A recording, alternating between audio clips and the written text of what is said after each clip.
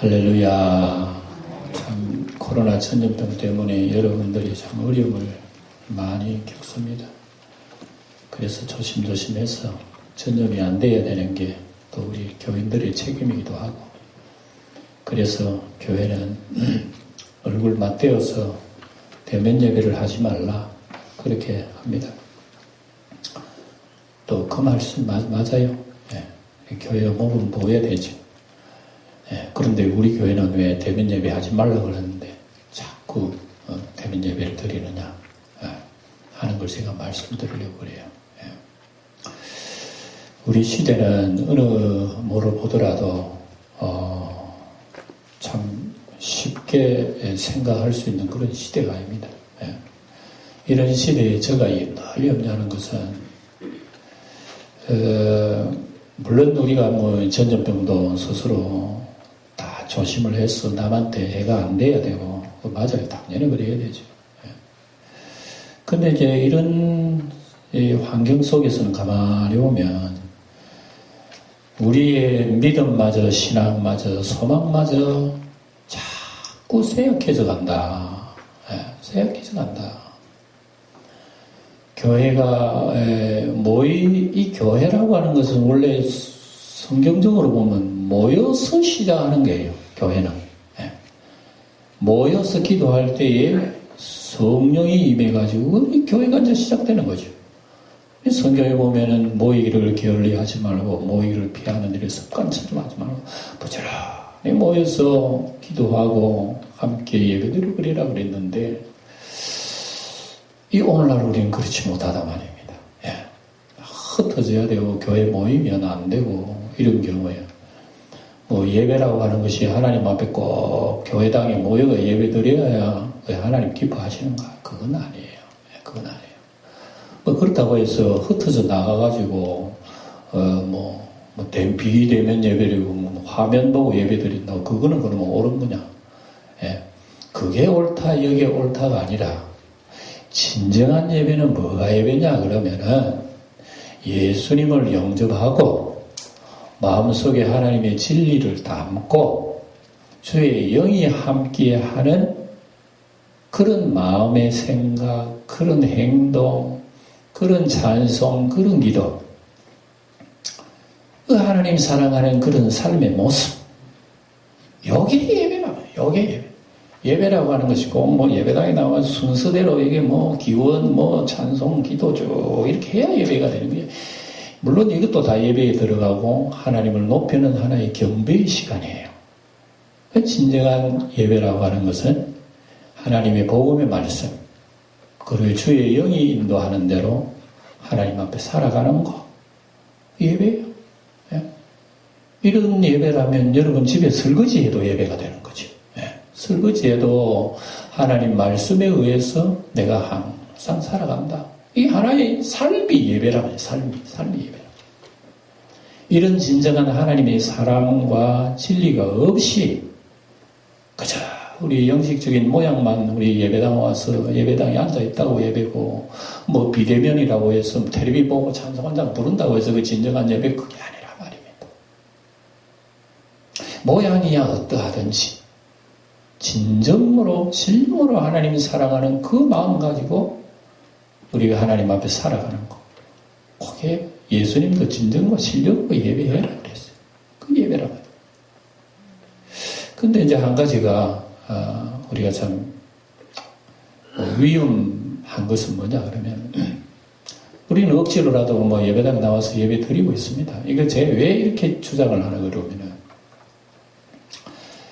이게 예배당에 안 모여서 진정과 신령으로 어디든지 드리면 된다 하는 그 의식, 그 말은 맞아. 말은 맞지만 이것이 세월이 오래 가면요, 우리 예배의 패턴이 변질이 된단 말입니다. 변질. 다시 말하자면 꼭 예배당 나가서 예배 드려야 되는 건 아니잖아. 우리가 알고 보니까.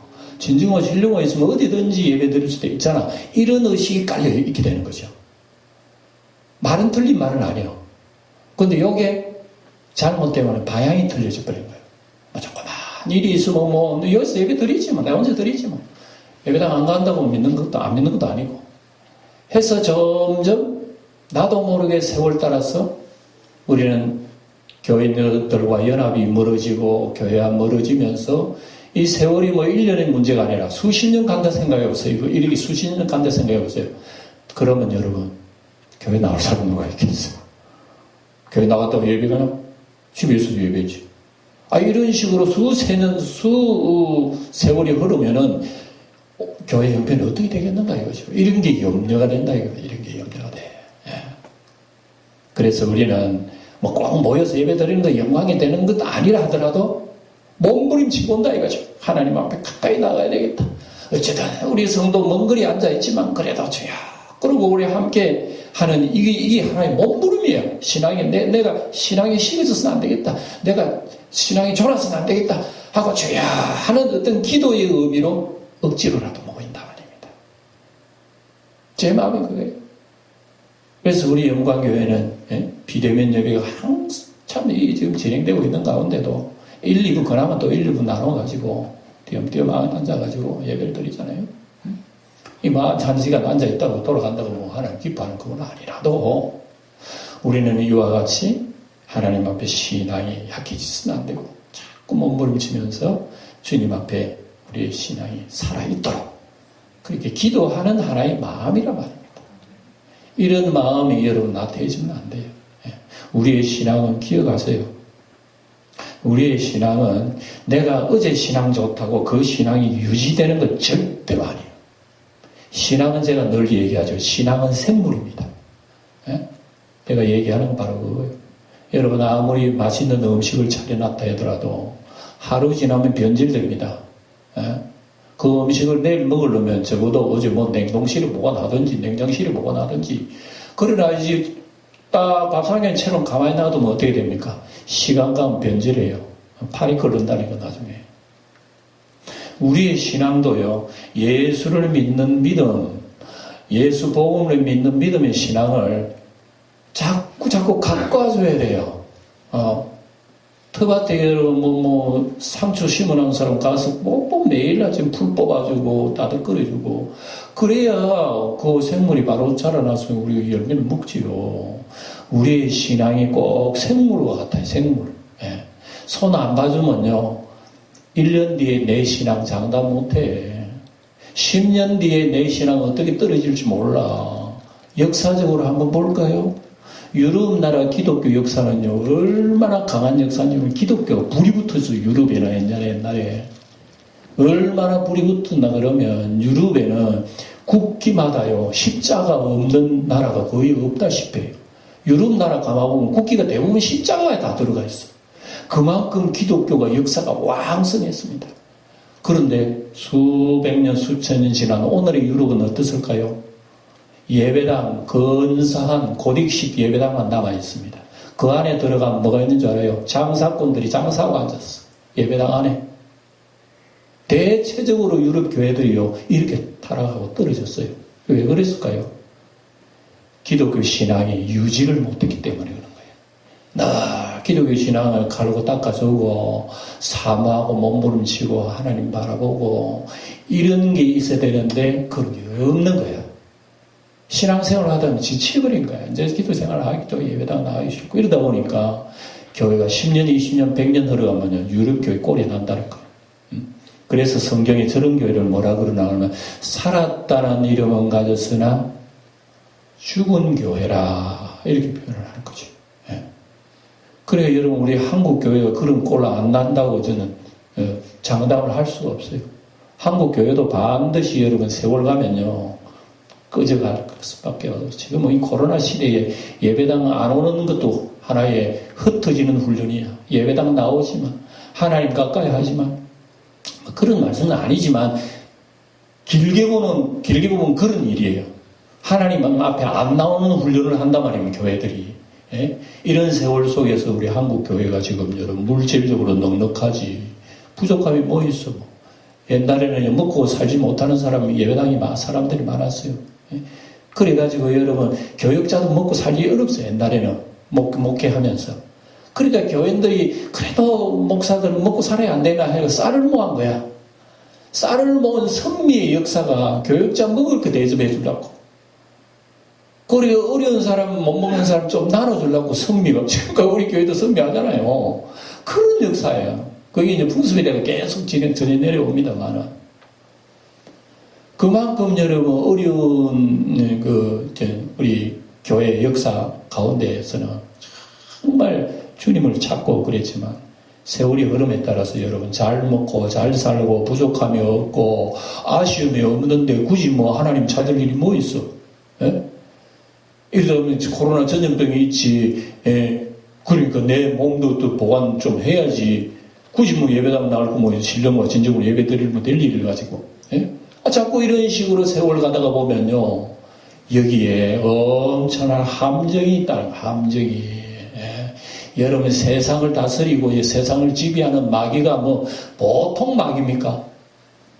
보통 지능이 뭐 뛰어난 마귀죠 아십니까? 우리하고는 상대가는 높은 지능을 가지고 있어요 마귀가. 이 성도들의 신앙 타락을 알아요. 마귀는 어떻게 하면 타락할 줄 알아요.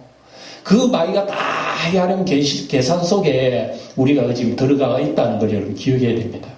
요거를 깨달아야 돼요. 요 마귀 봐라. 아 그래 그건 좋지.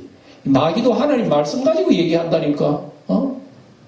마귀도 하나님 말씀 가지고 뛰어내리라 절해라 그러면 뭐 천사가 지켜줄 게 아니냐 성시편에 기록했지 않느냐 이런 식으로 제시해요. 와 마귀가 우리보다 성경을 더 잘한다니까. 이렇게 마귀가 성경을 더 잘 아는 우리에게 성경 모르는 우리 마귀 소리 들어봐. 그 말이 맞네. 이거 안 되겠네. 벌벌 떨다가 믿음 온데간데 없어 다 내버려. 마귀가 뒤에서 끌끌 웃어. 그러니 우리 이런 시대에 우리의 신앙을 어떻게 해야 되나. 예? 오늘 갈라디아서를 읽었습니다만 또 주일마다 갈라디아서 성경을 쭉 제가 말씀드리려고 그래요. 이 갈라디아서의 특징이 뭐냐면 교인들이 믿음이 변질됐다 그 얘기예요. 뭐라고요? 믿음이 변질됐다. 갈라디아라고 하는 그 지역에 바울 사도가 복음을 전한 곳이요. 구석구석마다 복음을 전했어요. 예수 잘 믿었습니다. 그런데 몇 년이 있으니까 사도 바울의 귀에 뭐가 들려나오면은 그 지역의 사람들이 바울이 뭐 거짓말쟁이다, 무슨 사도가 아니다, 무슨 뭐 사입이다, 이상한 소리 소문이 들어가면서 교인들의 믿음이 흔들 하는 거예요. 여러분 교인들이 예수 믿는 믿음에 굳게 서야지 흔들거리면 되겠어요? 예? 이빨이 말하면 이 몸에 딱 들어붙어가 있어요. 음식을 딱 깨고 그러는데 다리가 흔들거리면 어떻게 음식을 여러분 깨겠어요? 우리 신앙이 예수의 복음에 딱 붙어 있어야 세상 어두움의 마귀를 치고 이겨나갈 수 있는 믿음이 생기는데 우리 믿음이 흔들거려 마귀가 웃긴다 그럽니다. 다 넘어져. 그 갈라디아 교회들은 원래 예수의 복음을 잘 믿었는데 몇 년 지나고 나니까 변질이 되는 거예요. 방금 얘기했죠. 음식을 맛있게 차리라고 몇 시간 지나면 하루 지나면 그 음식 냄새나. 보관을 해둬야 돼. 갈라디아 교인들이 복음을 받아들이고 복음의 음식을 관리를 못해. 복음의 음식을 받았으면요, 그 음식을 다시 먹고, 파리 한 마리 붙으면 싹 털어버리고, 어쨌든 보관을 해놓고 하고, 그렇게 해야 되는 우리 복음의 말씀 받았으면요, 성경을 또 보고, 그렇구나, 아멘, 주여, 나는 약합니다. 이 죄인을 구원해 주셨네요. 감사합니다. 생활 속에 바쁘고 힘든 일이 있으면 또 하나님 말씀 보고, 주님 십자가 은혜를 속에서 내가 또 이겨나가야 주님, 나의 붙들어주세요. 언제나 이런 하나님 말씀을 관리하는 게, 가까이 하는 게 관리하는 거예요. 가까이. 근데 그래 하지 못하는 거예요. 세상 일 바쁘면 여기저기 흩어지다 보다 믿음이 약해져 버려요. 그러니까 내 믿음이 흔들거리는 거예요. 믿음이 흔들거리니까 저 복음 전한 저 목사가 누구야? 저 엉터리 아니 사입이 아니야? 이단 아니야? 이런 생각을 하니까 자기의 마음속에 믿음이 손해보는 거예요. 흔들려. 큰일 났다. 마귀 사탄이 얼마나 믿음을 흔들려가는지. 그래서 첫째로 마귀 사탄은 복음을 흔들렸고 바울을 가짜 사도라 이런 소문이 퍼지게 만들어버리는 거예요. 여러분 교회 한번 사탄 마귀는 교회를 깨버리려고 하는 그런 계략 중에 하나는 지도자를 깨버리면 됩니다. 네. 우리 영광교회의 사탄 마귀 깨뜨리려면 이 설교하는 이 목사, 저 엉터리 사입이, 저 사람 사입이라 하더라. 이게 소문이 퍼져버리면요, 설교 안 들려옵니다. 그때부터. 사입이 소리 왜 들어? 안 들려오죠. 그러니 무섭잖아요. 그럼 마귀 사탄은 머리가 좋아가지고 이 성도들을 이게 신앙을 깨뜨리는 이 비결을 알아요. 네. 하나님과 아담 사이, 하와 사이의 관계가 좋아. 굉장히 아이간 등산이 행복해. 마귀는 저거 참저 깨뜨리지 않아. 그래가지고 하나님을 반영하도록 딱 만들어버린 거예요. 이거보다 마찬가지. 지금도 사탄 마귀들은요, 우리가 예수의 복음에 굳게 서지 못하도록 언제나 누구를 때리나? 교회의 지도자들을 때립니다. 예. 교회 지도자를 때려가지고 성도들로 하여금 못 믿도록 만들어요. 저 지도자, 신임을 못하도록 만드는 거예요. 그리 갈라디아 교회가 막 혼란이 일어나서 바울 사도는 사도가 아니라 카대? 맞네. 예수님이 12사도를 택했잖아요. 12사도. 그러면 12사도 이름 중에 바울이 있나? 없네? 맞네. 사도 아니네. 그러면 엉터리한테 우리 배웠잖아. 열해가지고 받은 복음이 흔들리기 시작하면서 자기의 믿음을 잃어버리는 거야. 이러니까 마귀는 자꾸 부추는 길을 맞다 그러고. 그래서 거기에 대해서 바울 사도가 제일 먼저 서신머리에다가 나는 사람에게 받은 것도 아니요 사람으로 말미암은 것도 아니요 예수 그리스도와 하나님 아버지로 말미암아 사도된 나 바울. 여러분 편지 쓸 때에 어떻게 씁니까? 잘 있었습니까? 안녕합니까? 평안합니까? 하고 난 뒤에 할 말을 쓰잖아요. 바울 사도가 얼마나 급해서 그런 거 싹 빼버리고 사람에게 난 것도 아니요 사람으로 말미암은 것도 아니요 예수님과 하나님으로 말미암아 사도되었다. 이거부터 얘기하는 거 보면 갈라디아에 있는 교인들이 진짜 혼란스러웠구나. 바울이 엉터리라고 했구나. 바울을 그거 알 수가 있죠. 예. 그러니까 바울 사도는 자기가 사람들한테 신임을 못 받았다는 거예요. 복음을 전하면서 기가 막히지. 예. 사도가 아니니까. 예. 여러분 이 목사도 여러분 여기서 지금까지 설교하는 것은요. 인간적인 절차 속에서 지금 밟아가 올라온 거예요. 이게. 예. 그러니까 신임을 받아가 계속 설교하는 거예요. 예. 바울 사도가 갈라디아 교인들에게 굉장히 혼란을 준 거예요. 12사도도 아닌데 어떻게 복음을 전하지? 그래, 저 사람 복음 전하죠. 엉터리. 그러니까 이런 소문이 막 하다가 해요. 그 배후에는 누가 합니까? 배후에는 마귀 사탄이요. 그런 소문을 퍼뜨릴 수 있도록 사람의 욕망과 정욕을 막 부추기는 거야. 뒤에는요, 딱 손 찌고 뒤돌아보면서 마귀가 껄껄 웃습니다. 그런 말 맞다. 거짓말이에요. 저 사람 사기꾼이. 그러니까 사도 바울은 내가 사기꾼인 게 안타까워서 그런 게 아니라 여러분들의 믿음이 흔들리면 큰일 나잖아. 이거 구원받은 믿음이 무너지면 어떻게 하나. 거기 들어가지고 지금 사도 바울은 갈라디아로 기록을 한 거예요. 예. 그러니까 우리 여러분 기억합시다. 믿음 변질될 수 있다는 거 맞죠? 변질됩니다. 갈라디아라고 하는 이 지역은 지금은 어느 나라인 줄 알아요? 지도를 보면 터키입니다. 터키. 터키라고 하는 여러분 지역 알죠? 예. 인류 역사에서 복음이 가장 먼저 들어간 나라 중에 하나가 터키입니다. 우리나라 복음의 역사가 기독교 복음이 언제 들어왔어요? 우리나라. 뭐 길어봐야 150년 전에 120년 30년 전에 들어왔어요. 짤막해요. 우리나라 기독교 역사. 근데 터키라고 하는 나라는요. 예수님 시대에 복음 전달했고 2000년이 넘었죠. 2000년.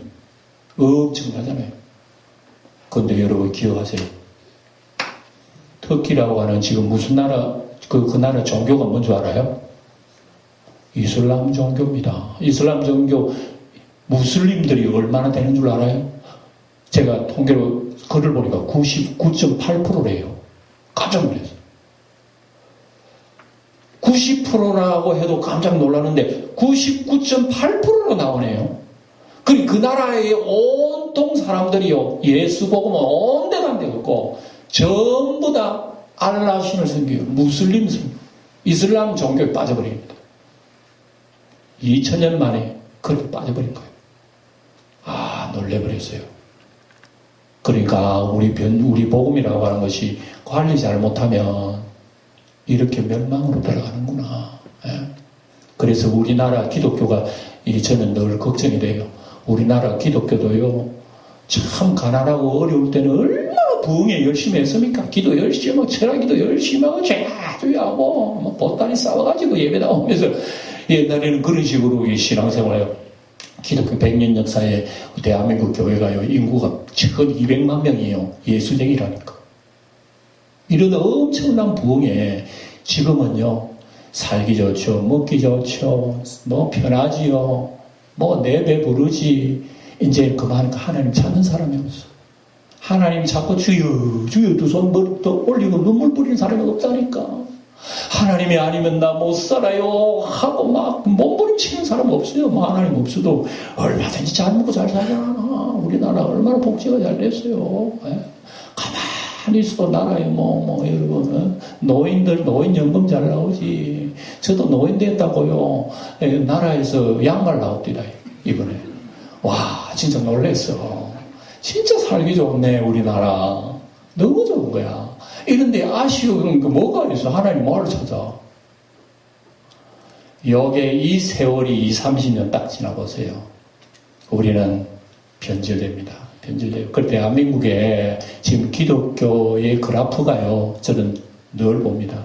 80년대까지 그래프가 올라가서 계속 성장, 고속 성장이에요. 그런데 잘 사는 그 시대 속에 그래프는 꺾여져 내려옵니다. 지금까지. 그래서 우리 기독교 신문을 보면요, 계속 기독교 인구가 급격히 감소가 됩니다. 감소되는데 청년층에서 싹 다 빠져나가. 청년층에서. 그래서 기독교의 교회들은 대체적으로 힘들어. 우리 교회만 하더라도 청년이 50살이라니까, 우리 교회 청년이. 앞에 나와 노래 인도하시는 분, 40대 후반, 50대 초반들이야. 얼마나 한국 교회가 지금 이런 식으로 30년만 흘러봐. 교회 어떻게 되겠어요? 우리 영광교회는 걱정이에요. 이래가지고 지금 30년 된 우리 영광교회 예배당 누가 모이겠노? 이거 한국교회 현실이란 말입니다. 이게 더 세월 지나면요, 교회는 끝장나버리죠. 전부 다 아름다운 예배당만 나면 그 안에 들어가니까 전부 다 식당하고 장사하고 술집하고. 지금 우리나라 현실도 여러분 그렇다면 여러분 아직 모를 거예요. 그런 교회 많이 있습니다. 계속 예배당 여러분 지금 내놔요. 예배당을 팔라고. 그 개척교회 하는 사람 돈이 없어서 못 사니까 그 예배당 그 자리에 장사했으면 좋겠다 하고 예배당 사가지고 술집 하는 경우도 있다니까. 이게 여러분 세월 흐르면 어떻게 되겠어요? 큰일 나. 예수 교회가 이렇게 무너져가는 이런 현실 속에 우리가 어떻게 신앙생활을 해야 되겠나 말이죠. 지금 이런 시대 속에서 우리가 지금 현재 지금 살아가고 있다는 것을 우리는 기억해야 돼요. 예. 그래서 이런 교회에 바울 사도는 자기 사도를 얘기하면서 내가 사람으로 말미암은 것도 사람이 받은 것도 아니라 하나님으로 말미암아 내가 사도 되었다 하면서 자기 사도를 얘기하는 거예요. 사도 바울은 실제적으로 12사도는 아니에요. 그렇다고 해서 돈을 뽑아서 마띠아도 된 것도 아니고, 길 가다가 예수 믿는 사람 잡아 죽이려고 길 가다가 갑자기 나타나신 분이 계시오. 태양보다 더 밝은 부활하신 예수님. 사울아 사울아 내가 어찌하여 나를 비방. 깜짝 놀라 뒤잡죠. 나 잡죠. 이때 이 바울 사도는 인생일 때 격변이 일어납니다. 몸이 막 눈이 가려졌어요. 그리고 나 이제 질질 끌려가지고 3일 동안 집에 있다가 예수님께서 종을 보내서 아나니아를 보내서 안수를 하니까 눈이 떠졌어. 눈이 떠지면서 이 바울 사도가 얼마나 내 인생 헛살았네. 나 예수 믿는 사람을 잡아 죽이는 것이 하나님의 영광인 줄 알았어. 그런데 내가 하는 이거 하나님께 대적하는 일이네. 이런 일이 어디 있어. 너무 놀라가지고 아라비아로 혼자 떠난 거예요. 성경 이제 앞으로 계속 나옵니다. 아라비아 사막 가가지고 3년 동안 내 인생 살아왔건 잘못 살았던 정리합니다. 딱 정리하면서 글을 잘 써요. 그래 가가지고 다시 자기 고향으로 돌아가고 이러기를 세월을 13년 보내버렸어요. 여러분 보세요. 이런 은혜를 받으면 다음부터 복음 전도해야 될 거 아니에요? 바울 사도는 물론 복음 전도하다가 갔지만 13년 동안 자기 고향으로 돌아가가지고 완전히 그 산골짜기 묻혀가지고요. 생각하고 글 쓰고 주님의 계시 받고 은혜 받고 자기가 지금까지 공부했던 거 하나님 알고 메시아 등 전부 다 엉터리다. 예수님이 밝혀주셨거나 하는 것을 쫙 고민하면서 기록한 것 갈라디아서요. 갈라디아. 그리고 우리는 갈라디아서를 쭉 보면서 우리가 잘못 믿는 예수는 지금 뭔가 내가 이렇게 예배당은 나오긴 나오지만 꼭 보면 내가 내 생각을 하면 내가 잘 믿는 것 같아. 이 바쁜데 예배당 나와 예배 드리는 거 얼마나 아름다워. 나는 이래도 하나님 앞에 1등짜리 예수쟁이 아닐까라고 생각할 수도 있어. 그러나 성경과 가지고 우리를 딱 비춰보면요. 우리 예수 믿는 본색이 드러나요. 아, 내가 믿음이 이거밖에 안 됐나? 이게 드러난다 말이에요. 그리고 갈라디아는 이걸 우리에게 알려준다 말씀이죠. 예. 그러면서 사도 바울은 자기를 얘기하면서 우리는 하나님의 은혜 가운데 평강 가운데 살아야 된다. 여러분 이걸 우리가 생각하면 여러분들이 한 사람 한 사람 예수 믿은 것도 여러분 나의 능력이 아닙니다. 내가 뭐가 똑똑해가지고 내가 예수 찾고 하나님 찾겠어요. 그래서 우리의 믿음도 여러분이 앉아 계신 여러분의 믿음도 사람으로 난 것도 아니고 사람으로 말미암은 것도 아니에요. 사실 물론 누가 나를 전도해가지고 예배당에 앉아 있을 수는 있어. 그런데 내가 예수 믿고 구원받은 건 사람이 하는 일이 아니에요. 예수 그리스도의 하나님의 사랑으로 여러분들을 인도하셨다는 걸 기억하시기 바랍니다. 이게 믿음의 기초예요. 요거 흔들리면 안 돼. 요거 흔들리면 나 믿음 다 흔들려버려. 그리고 이런 사람에게 사도 바울은 뭐라 그러느냐. 은혜와 평강이 있기를 원하노라. 이렇게 지금 3절에 얘기하는 겁니다. 예. 우리 영광교회 성도들에게도 제가 말씀드립니다. 주의 은혜와 평강이 있기를 기원합니다. 예. 은혜와 평강이 뭡니까? 아이고, 그거 인사예요, 인사. 하는 인사, 그게 뭐가 대단해요, 은혜와 평강. 여러분, 은혜와 평강, 그게 대단하지 않습니까? 제가 물어봅니다. 여러분 가지고 있는 전 재산하고 은혜와 평강하고 바꾸려면 웃기지만 은혜와 평강 저 던져버려. 내 있는 재산이 좋지 하겠지. 그러면 그 재산 가지고 천당 갑니까? 아니요. 은혜와 평강 가지고 영생 얻습니다.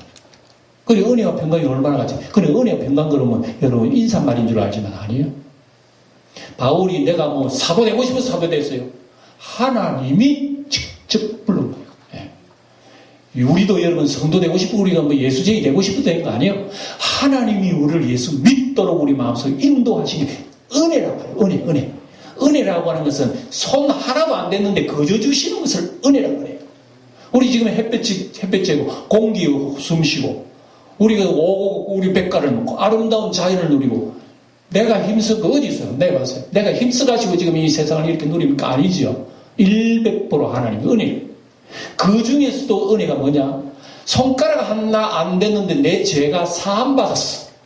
예수님이 내 죄를 위해서 대신 십자가에 피 흘려 주셨어. 그것을 내 마음속에 믿어 내가 죄 사함받았어. 하나님의 자녀가 되고 영생을 얻었어. 이건 여러분 특별 은혜라 그럽니다. 신학적으로 특별 은혜가 있어요. 은혜를 받지 못한 사람은 하나님의 은혜가 뭔지 몰라. 해가 어디로부터 나오는지 이 아름다운 공기와 자연이 어디서 저절로 생겼겠지. 은혜를 몰라. 하나님의 은혜를 모르는 사람 나의 죄도 모르고 구원받은 것도 모르고 영생받은 것도 모르고 아무것도 몰라. 은혜 받은 사람만이 그걸 아니까 이게 평강이란 말입니다. 이거 모르면 세상 것 다 가져도 불안해. 부귀영화 다 가져도 여러분 왜 사람들이 스트레스 받고 우울증 걸립니까? 은혜와 평강이 없기 때문에 그런 거예요. 세상 거 다 가져도요 은혜와 평강 없으면 그 사람 불안에 걸려요. 불안증 걸려가지고 우울증 걸리고 정신병 걸리고 사람 사는 게 재미가 없고 그렇게 재산 많이 가져도 자살하는 사람이 있다니까. 왜 그렇습니까? 은혜와 평강이 없기 때문에. 비록 우리는 세상 사람은 가진 거 없어도 주님이 주신 구원의 은혜, 속죄의 은혜, 예수의 은혜, 영생의 은혜가 있으니까 그거 하나 가지고 하나님 감사합니다. 감사합니다. 세상 사람 볼 때 정신없는 소리다. 예수 믿는 게 뭐가 감사하다고. 하나님의 은혜가 거기에 감사가 나타난단 말입니다. 이 믿음이 흔들려 버리면 여러분 어떻게 되겠습니까? 그리 사도 바울이 글을 적는 거예요. 글을 적는 거예요. 예. 그래서 하나님께서 우리를 악한 세대에서 구원해 주셨다고 4절에 보니까 그래요. 하나님이 우리를 악한 세대에서 예수님을 통해서 하나님을 우리 악한 세대를 구원해 주셨다. 여러분 우리가 살고 있는 세대는 기억하세요. 악한 세대입니다. 뭐라고요? 악한 세대는 악한 세대는 먹고 살기 좋은 세대인데 얼마나 살기 좋은 세대입니까? 근데 하나님은 악한 세대래요. 예수님도 세상을 보고 악한 세대라 그러니까 사람들이 예수님 잡다 십자가 죽고 그랬어요. 악한 세대는 무슨 악한 세대? 살기 좋은 세대인데. 하나님 보실 때는요, 아무리 살기 좋은 세대라도요, 하나님께서는 보실 때 악한 세대. 여러분, 이스라엘 백성이 430 어디에 종살이 했죠? 애굽에서 종살이. 애굽에서 사는 게 좋아요? 광야에 40년 고생하는 게 좋아요? 이거 물어보나 마나다. 애굽에 사는 게 훨씬 좋아요. 잘 먹고 잘 살아요, 거기는. 광야, 정말 고생 뒤지게 합니다. 그 살기 좋은데 왜 하나님께 거짓말해서 광야로 데려갑니까? 광야가 더 안 좋은데? 아니야.